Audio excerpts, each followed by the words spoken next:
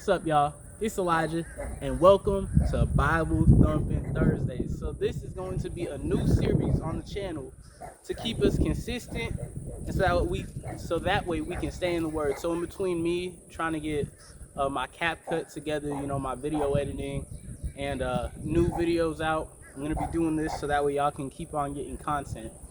So today we'll be reading from Isaiah chapter 41 verse 10, NIV version, and it reads as follows: "So do not fear, for I am with you. Do not be dismayed, for I am your God. I will strengthen you and help you. I will uphold you with my righteous right hand." So God is speaking to his prophet Isaiah, and he's telling him to not fear, for he is with us. For he is with him. How can we bring this into 2026? As as one of my mentors, Mr. Corey, says.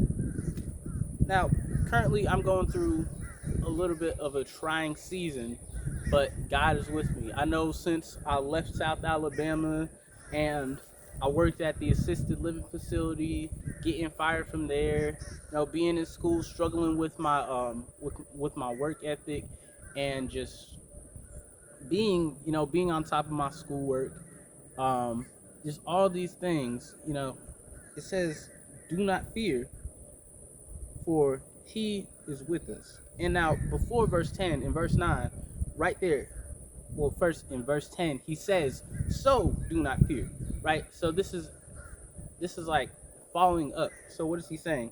He said in verse 9, "I took you from the ends of the earth, from its farthest corners I called you. I said, you are my servant. I have chosen you and have not rejected you." So this is God telling Isaiah that he has chosen him. He's called him from far away. Can you imagine that? Being called from far away. Like, let's say this is where I'm at, right? Or God is calling me from all the way over there, from in the corner of my yard. It's a long distance. But he said, "Elijah, I have chosen you," right? And I hear him calling. Why should I choose to reject God's calling? Why should I choose to reject, spreading the word, spreading the gospel, so that way people can be saved? Because he's seen me in my worst times, as I went through everything I went through, from smoking weed, from cursing, from listening to a bunch of secular music and being tempted by that secular music, to now being stronger and being spirit-led. It wasn't easy, but it took surrender. It took having faith. So I had to walk by faith and not by sight. And so for anyone who's just getting into the word, they're wondering, how do I walk by faith and not by sight? It's by putting your trust in Jesus and saying, I don't know what life has for me, but I know that everything that you have for me is good, Lord. So I will choose to follow you instead of the ways of the world. So, example, right? This is a real life example. I used to, like, back in high school, I wanted to play football my senior year, and my mom, she was telling me, I wasn't gonna play if my grades weren't good, and just not handling my business, essentially. But I had it in my mind, yes, I'm going to play football. I had faith that I would be able to do it. And so, not getting on my mom, but it's like, so for example, my mom was the world telling me I can't, but my faith is in the unseen, the unknown, that is only felt, and that can only be, like, you can only have faith for it to happen, right? So my mom, example, was the world telling me I can't, and then there's God, who is unseen, but who has been revealed to me by Jesus, who is whispering to me very silently, yes, you will. So you have the world, and you have Jesus. And it's up to you. What will you believe in? And the reason I gave my life back to Christ was because I knew that was all that I would have. If I leaned into Jesus, if I chose Jesus over the world, I would come out of this thing alive. I would come out better. I would come out changed and transformed. And so that's why I chose Jesus instead of the world, because I was stripped down to nothing. And I was like, there's only one place I can go now. And so I got into my word, and that's where, devotionals with E, that's where that started coming about. So that was in the beginning phases of me giving my life back to Christ. Even though I was baptized before I went to South Alabama, the attacks got a lot stronger, and they have still been getting strong. Well, they've been stronger, but I've been leveling it up, so I've been able to, go at it. But I don't go at it alone. I go with the Word. Bible Thumpin Thursday. Come on, somebody. Look. So I say all that to say this, man. Have faith and understand that God is with you. I know with the way that the world is looking right now, with the way that your personal situation in your life may be going right now, it seems insane. Like, how am I supposed to come out of this? And that's where you have to walk by faith and not by sight. Because God is almighty and all-powerful. And we can't get so caught up in what we see versus what we don't see. It's like, at a magic show, right? Where they got the little box, and then, you're not really seeing what's actually happening, right? Like, when they do these crazy stunts, and I don't know, somebody gets shot out of a cannon, or there's like a ring of fire, and then they gotta jump through, like all this crazy stuff that happens, right? You don't really know what's going on, so don't believe it. Don't believe everything that you see, because you have to be tapped into the Word. You have to be tapped in with Jesus to follow the Spirit. So that way you get a better understanding, so that way you can receive these revelations, these random revelations that come about.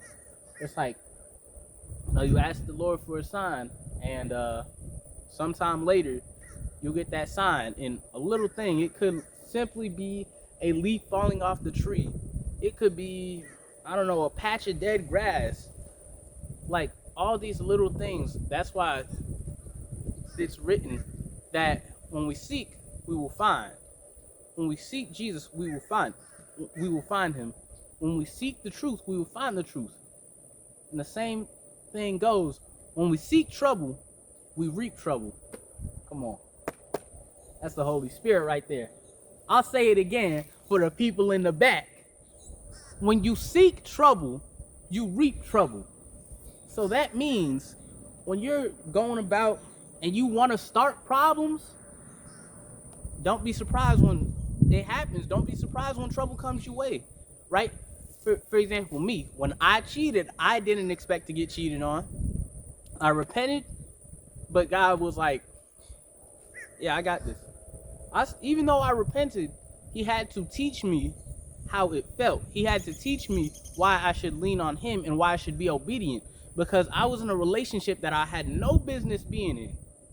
And I had to be hurt to understand a lot of things, why it's important to be obedient and why it's important to, stay loyal. And for me to also understand what it's like to get cheated on, so that way I can learn and be like, okay, I understand. Because at first I was, when Kasanat got cheated on, he said, I'm never getting into a relationship again. And I'm like, come on, bro. Like, you being a little too dramatic, man. Like, it can't be that bad. Bam! I get cheated on. And I was like,